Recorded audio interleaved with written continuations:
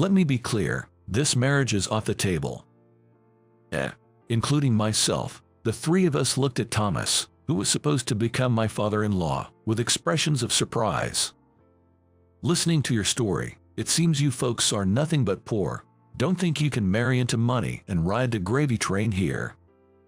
No, that's not it. I just wanted to marry Tyler because my sister Sienna pleaded desperately with Thomas. Of course, she must have discussed and decided this with her fiancé Tyler. Even from observing them today, it's clear that they care deeply for each other. Nobody should have the right to dictate their future. Biting her lip tightly, Sienna had a look of endurance on her face. Sienna. In front of the distraught young couple, Thomas wore a satisfied smile. Then, looking back and forth between me and Sienna, he said mockingly, "Orphans and poor people are out of the question." I returned home and sent an email to a certain client. Despite it being the weekend, I received a prompt reply.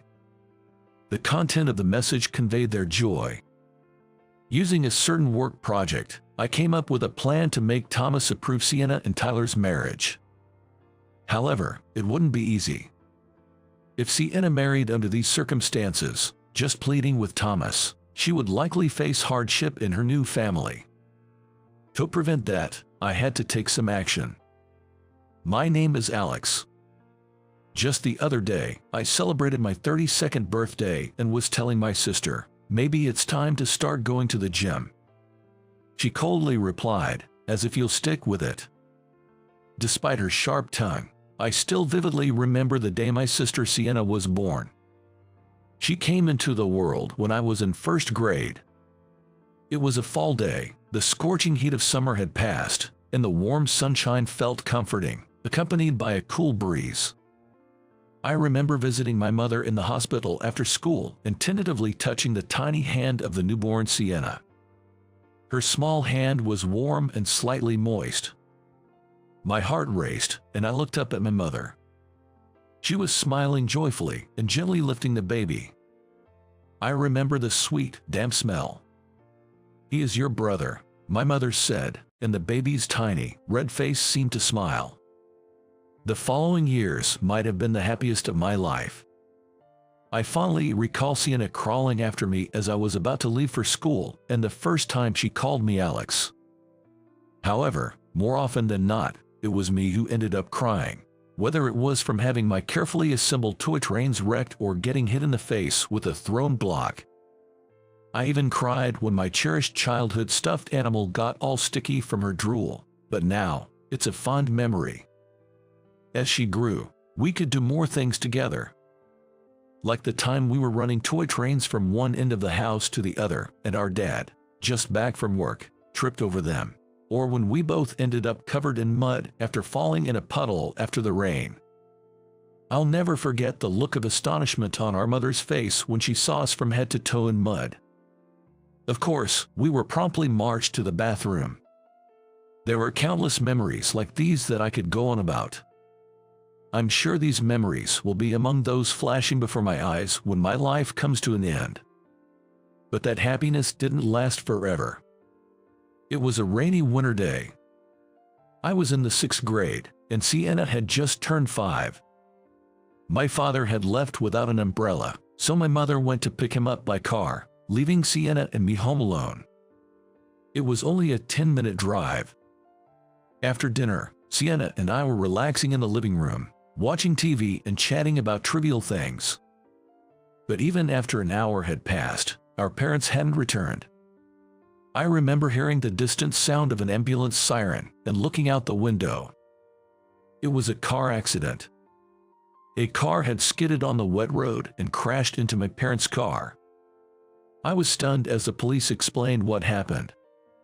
I didn't know how to explain to Sienna, who kept asking why and how. I wanted to ask the same questions myself. I think I was just overwhelmed by the magnitude of what we had lost.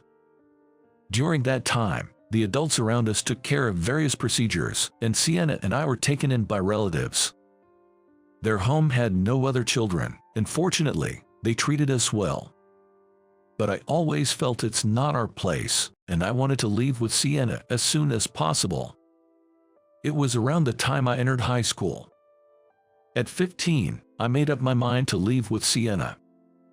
Our relatives tried to persuade us to stay, but I insisted. Without their consent as guardians, we couldn't rent a house at our age.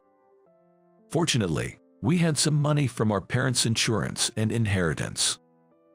So began our life, just Sienna and me. That continued until Sienna graduated from college and got a job. When she told me she was moving out because she had found a job, I felt lonely but also proud, like a parent watching their child grow up. And now, my little sister is about to get married. My sister's partner is Tyler. They've been dating since their student days and are close in age. Recently, Sienna said she wanted to invite both Tyler's father and me for a dinner meeting.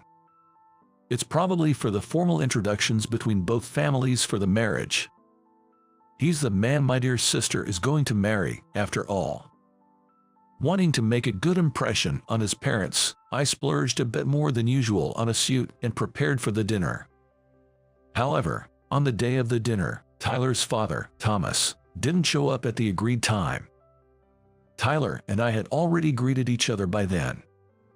He appeared nervously but was teased by Sienna, which made him blush awkwardly. He seemed like a nice, kind-hearted guy. Yet, Tyler was anxiously trying to contact his father, who was nowhere to be seen. About 30 minutes later, a man in a well-tailored suit arrived without any hint of hurry. "Dad, I told you the time of the appointment. If you were going to be late, you could have at least said something. What's this all about? Didn't I tell you I had a business meeting this morning? Unlike you kids, I'm busy." Thomas, his father, didn't apologize for being late and instead scolded his son Tyler. Tyler couldn't retort and apologized to Sienna and me in a low voice, saying, "I'm sorry, my father. I felt sorry for Tyler and wanted to support him. Tyler really worried about you, but please don't worry about us." Kids who can't shake off their student mentality don't understand the importance of work. I tried to be nonchalant in response, but it seemed unnecessary. Unlike his son, Thomas had no intention of apologizing to us. I am currently in charge as the head of product planning. Being a leader means constantly cleaning up after incompetent subordinates. You wouldn't understand. That sounds tough. Suddenly, he started ranting about work, leaving me bewildered. These young people nowadays, Thomas sighed dramatically. They're all talk about compliance, doing barely any work, and quickly leaving at their regular hours. I wonder if I'm included in his definition of young people. Not knowing what to say, I responded vaguely with, Perhaps my response annoyed him, as Thomas, with a frown, continued. When they rarely do overtime, they make such a fuss about needing permission. Just do the overtime on their own. I thought that doing overtime without a supervisor's permission would be a compliance violation, but I didn't retort, seeing the conversation was dragging. While I understand that being a department head in a big corporation is tough, I can't help but think about the challenges his subordinates must face under such a boss. We've initiated a collaboration project with another company, and one of our younger team members has taken the lead. Thomas continued his story. They're set on hiring this trendy designer for the packaging, questioning why we should pay such high fees for a designer when in-house capabilities should suffice. Tyler, seeing his father's rant going on endlessly, interjected. "Dad, let's set aside work talk for now. Today, Sienna's brother, Alex, made the effort to come and introduce himself. You know, he successfully redirected the conversation. Indeed, today was meant for discussing the marriage. Until then, we hadn't even completed basic introductions or exchanged pleasantries. It seemed he had little interest in us. This is Sienna and her brother, Alex." Tyler introduced us, and we greeted him in turn. "Alex, I apologize for my father's delay. This is my father, Thomas." Tyler, unlike his father, greeted me with proper respect. Thomas, on the other hand, assessed us as if evaluating, then remarked, "You are her brother. Are your parents not present?" "Dad, I've told you before, Sienna's family lost their parents early, and Alex has been like a parent to her ever since," Tyler reminded him. Right, that explains it." Thomas abruptly stopped himself, then, turning to me, commented, "To think you'd attend a marriage introduction in such an affordable aita suit, but if no one told you, it's understandable. My choice of suit for the day was criticized. True, it wasn't a high-end or bespoke suit, but I hadn't intended to buy something so inexpensive it would invite such remarks. For someone like me, who seldom wears suits, a bespoke option seemed excessively lavish." I see. Perhaps suits aren't a regular part of your job." "Well, yes. You might say I'm in a creative field. I primarily work from home. In that case, it's understandable. No need to go to any special effort just for today. It's merely a marriage introduction, after all." His condescension was palpable, leaving me contemplating my response. I aim to avoid confrontation, to not jeopardize Sienna's relationship with her future father-in-law. Despite his apparent lack of interest in getting along, I was reluctant to escalate tensions. Observing Tyler's unease and Sienna's irritation at his outburst at me, I sought to manage the situation gracefully. Nonetheless, Thomas, indifferent to my sentiments, persisted. "So, this home-based occupation of yours, many who claim to be in the creative sector hardly earn much, essentially hobbyists. Surely you are not among them.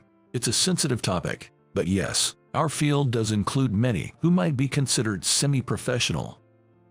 The creative industry is diverse, with numerous hobbyists possessing near-professional skills. I'm committed to delivering work I can take pride in as a professional. Ultimately, work is about earning, don't you agree? Certainly, it's a multifaceted issue, but earning a livelihood is undeniably crucial. What constitutes work, really? Opinions differ, but balancing passion with income is a common struggle." Precisely. All this talk of fulfillment, but without income, how does one sustain themselves? Don't you think many youths are misguided in this regard? I believe everyone has their own considerations. For me, achieving independence was a significant achievement. "I see. Having no parents, you must have started working early." "Indeed. Living with my sister, I balanced work and studies. She was immensely supportive around the house. Sienna's an excellent cook, Dad." Tyler, who had been silent during the exchange between his father and me, chimed in when Sienna was mentioned. "You should try Sienna's lasagna, Dad. It's exceptional." "It's just home cooking, really." Sienna blushed at Tyler's praise, offering a shy smile. "Haha, home cooking, you say, as if unfamiliar with the taste of home." Thomas laughed heartily. At his words, Sienna's expression stiffened. Indeed, Sienna had only tasted her mother's cooking until she was 5. She might not even remember it. But that's no excuse for such a comment. As I was about to retort, Thomas continued as if to stop me. "If I've offended you, my apologies. But let me be clear, this marriage is off the table." "What?" The three of us looked at Thomas in shock. "From what I've heard, it seems you come from humble beginnings. You can't expect to marry into wealth for an easy life." "That's not it. I just wanted to marry Tyler because I love him," Sienna pleaded desperately with Thomas. Of course, she and Tyler must have discussed and decided together. Even from today's interaction, it's clear they care deeply for each other. No one has the right to dictate their future. Say what you will, Tyler might have been easily deceived, but I won't be. I do not approve of this marriage. "But Dad, wait. Bringing up Sienna's background now of all times, I've already told you everything." Tyler also confronted Thomas. He probably never expected his own father to oppose him at this point. "That's true, but she was your choice, so I thought I'd at least meet her, but she's not suitable for you." "Not suitable? What does that even mean? It's my decision who I marry." Tyler stood up for Sienna, confronting Thomas. "Tyler, it's okay," Sienna said weakly. Normally, Sienna wouldn't stay silent when faced with such injustice. But this must have been a significant shock. After all, there's nothing she can do about her upbringing now. See, she knows her place far better. It seems the poor do understand their standing. Subtly, "I won't be tasting your poor lasagna." Sienna clenched her lips, trying to hold back tears. Sienna. In front of the grieving young couple, Thomas wore a satisfied smirk. Then, looking between me and Sienna, he said mockingly, "Orphans and the poor are out of the question." "Understood. We'll be leaving." I took Sienna's hand, who remained frozen, and looked down, and led her away from there. Sienna, pulled along by me, remained silent as we walked quickly. I couldn't say anything to Sienna either. I couldn't forgive Thomas for hurting my dear sister like this. If it were just me, it would have been fine. I could endure any amount of ridicule.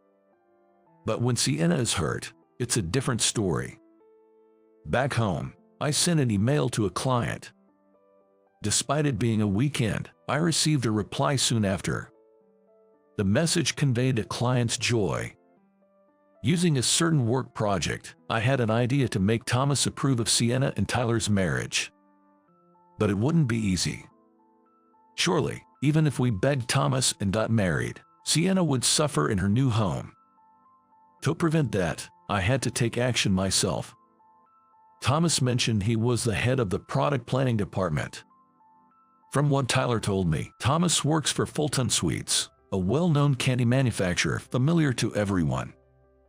Though not yet public, there's an ongoing collaboration project between Fulton Sweets and Rocky Mountain Dairy, another major dairy manufacturer.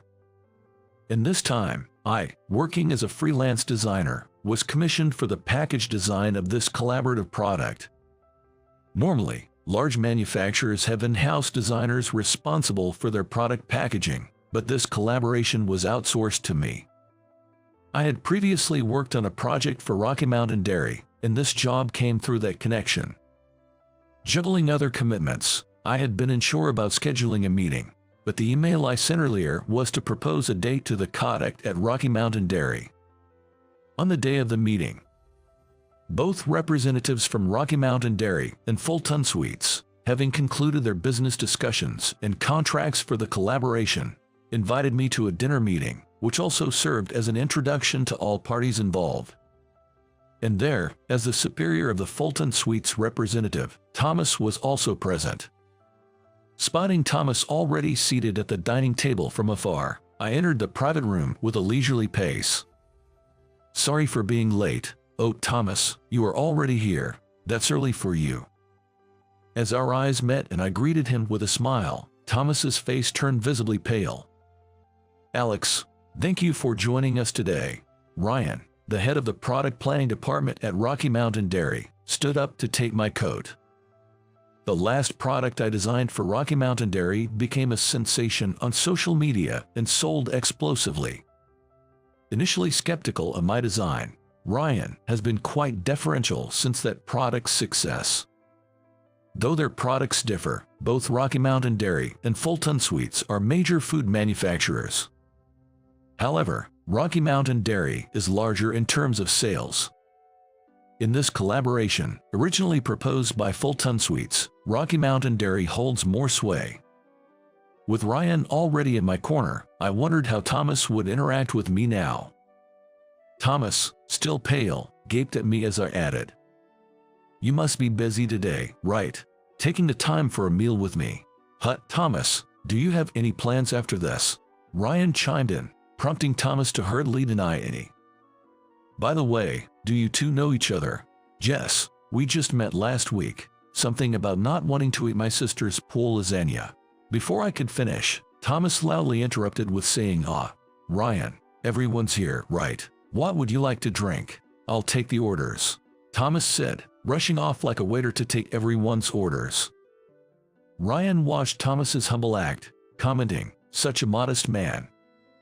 The dinner proceeded smoothly, and after a while, Ryan stood up to announce, Ladies and gentlemen, as mentioned in the project proposal, we've invited Alex, an external designer, to join us.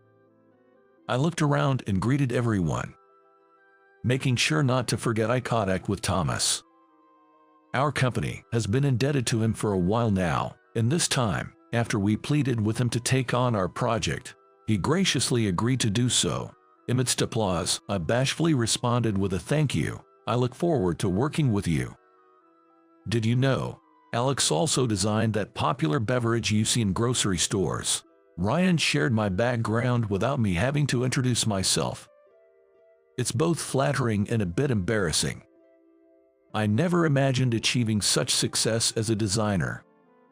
Back then, I was just struggling to get by, but now I'm grateful for having persevered. After leaving our relative's home, we had some money to live on, but it wasn't a long-term solution. At 15, I balanced high school with evening shifts at a restaurant. After graduating, while many went to college, I chose to work. But while working in the extended role at the restaurant, I pondered if this was really all there was for me. Had I ever truly considered what I wanted to do since losing my parents? As a child, I'd imagined my future career with my family. I loved drawing as a kid.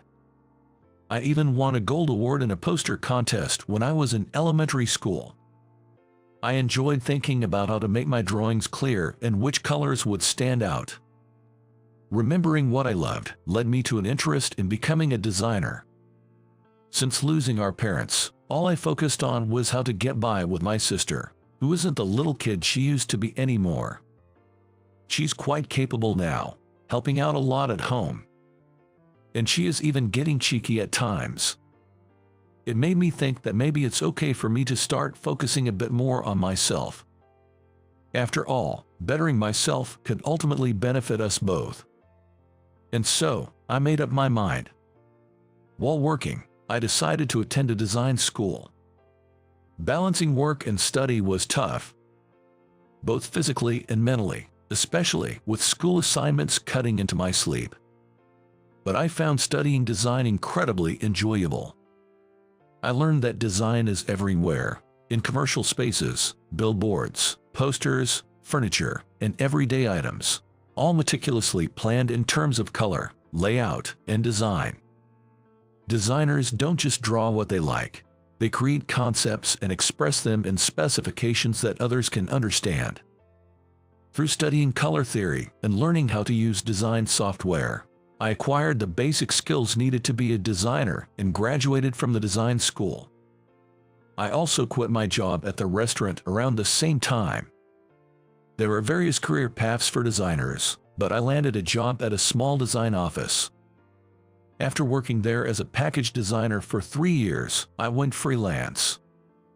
Initially, work was scarce, and my first significant project came from an acquaintance from my office days, a new package design for a small sweets shop expanding to New York. I decided to use vibrant colors, a departure from the traditional subdued tones typically used in sweets packaging, hoping to appeal to younger consumers. The result went viral on social media, becoming a hot topic among the youth. I'll never forget the shock of waking up to find my design featured on web news. That packaging even won an award at an annual competition for outstanding package design. From then on, I was constantly receiving work requests. When I first went freelance, I thought about starting my own design studio once things picked up, but success came sooner than expected, and I was able to establish my own design office. Work requests from major companies, including Rocky Mountain Dairy, started to increase, and I was thrilled, albeit overwhelmed. By the way, Alex, is that suit from the new store in New York? The introductions by Ryan had ended, and it was during the casual conversation over dinner, when a young man next to me struck up a conversation. I was curious too. That's the brand recently worn by international celebrities, right? I've seen it on social media. A woman across the table joined in, and soon, others around us began to chime in with "I know that," and really, showing interest. I wore the suit that Thomas had ridiculed as cheap to today's dinner. Despite his comments, this suit wasn't cheap at all. A brand that had recently become popular among international celebrities had just made its debut in the US. This suit was from their first store here, and those in the know could recognize it. Regardless of whether I follow trends, as a designer, keeping up with them is a crucial part of my job. Knowing what's in vogue and predicting what's next. It is vital for creating timely products.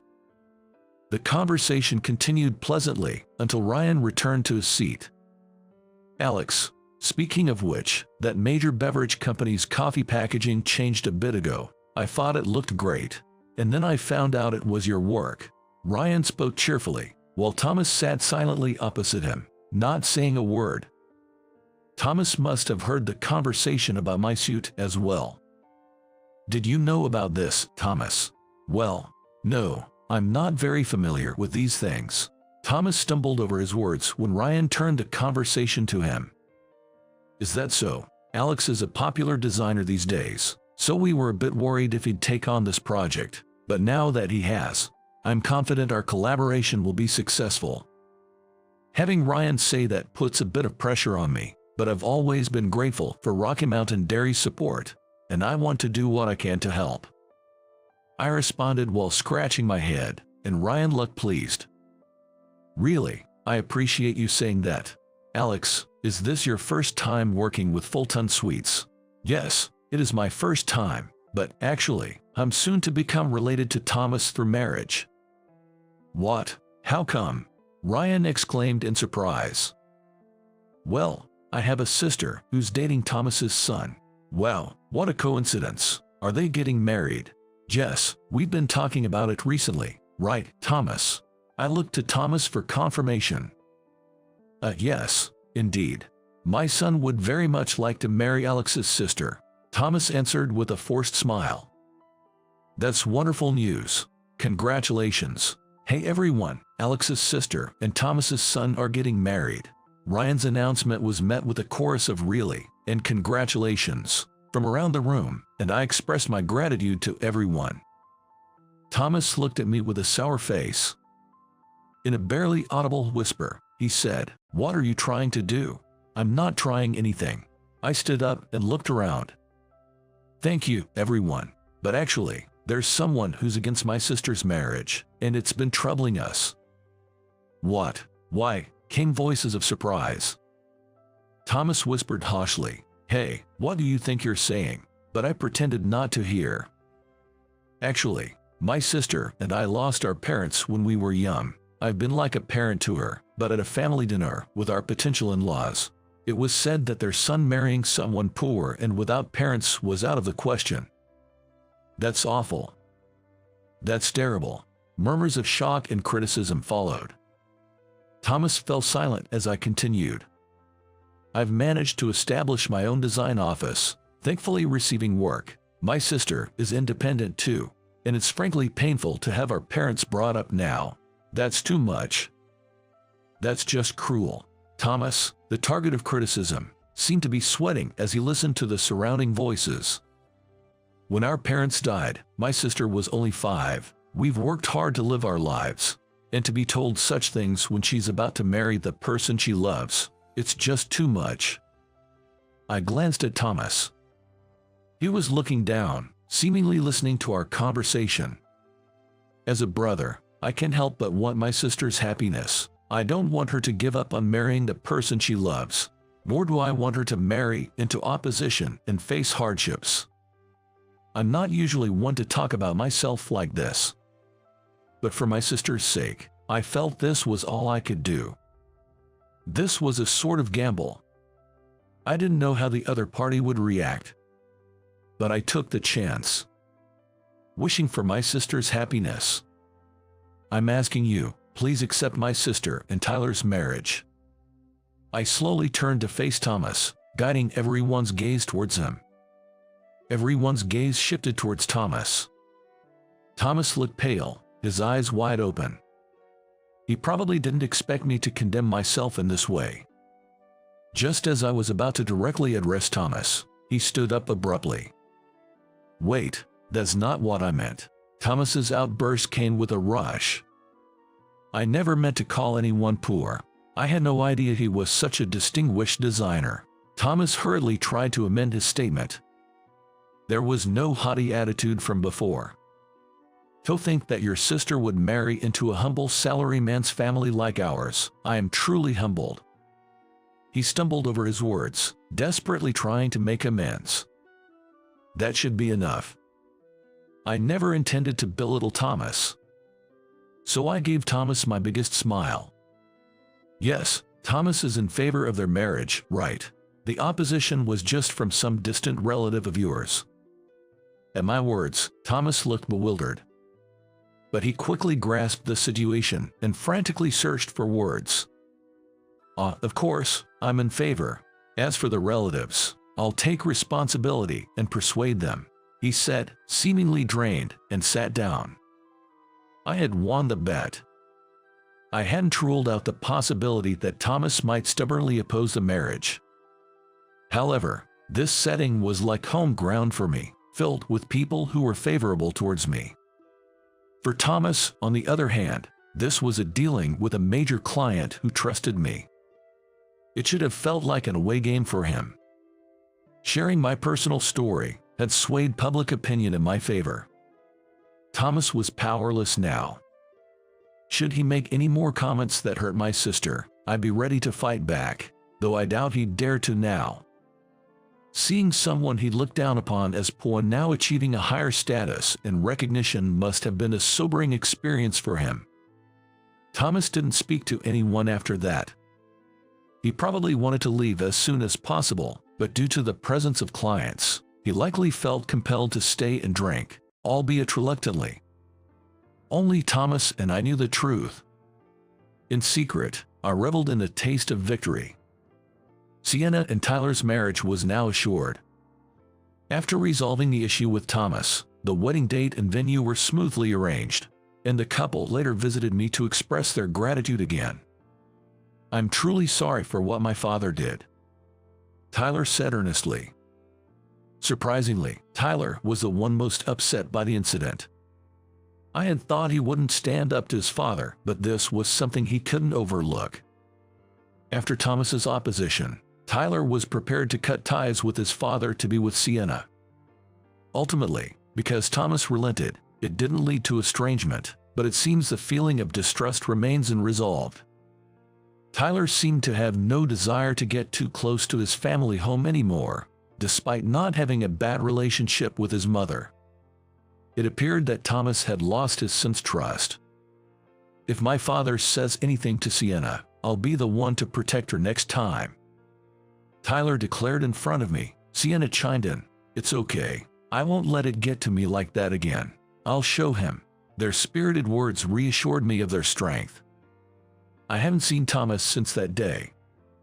There were meetings for the collaboration project, but I left them to the representatives, avoiding any personal appearance. According to Fulton Suite's representative, Thomas's demeanor has changed somewhat recently.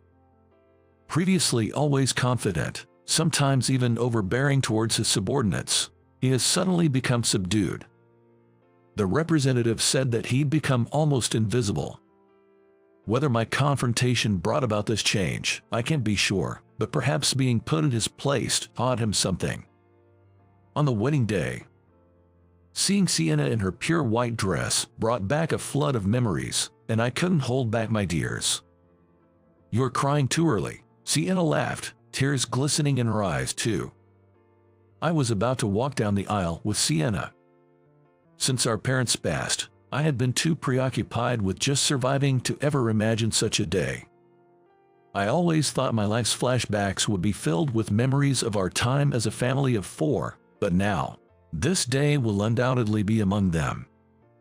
Sienna looked beautiful. The most beautiful and lovely sister in the world. I wished our parents could have seen her. Sienna has grown up so well. She's marrying the very kind Tyler. Sienna is going to be even happier from now on. I wanted to tell our parents that.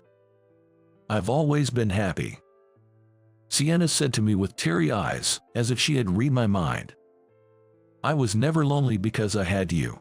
Thank you for everything up until now. I reached my limit. Unable to look at Sienna any longer, I turned around abruptly. My shoulders shook, clearly revealing that I was crying. I managed to keep going because I had Sienna. I told myself it was all for Sienna, but in truth, it was all for me. Thinking it was for Sienna's sake spurred me on. Without her, I probably couldn't have lived this way. I'm the one who should be saying thank her. Thank you, I managed to say, my voice choked with tears, unsure if it reached her properly. The organ sounded, signaling the bride's entrance. As I escorted the bride, I stood in front of the chapel doors. I hoped Sienna would continue to be happy. As if answering my prayer, the grand doors swung open with force, and dazzling light streamed through the stained glass. And there I was, walking down the aisle with a tear-streaked face, a sight that would later become a source of amusement among the attendees. But that's a different story.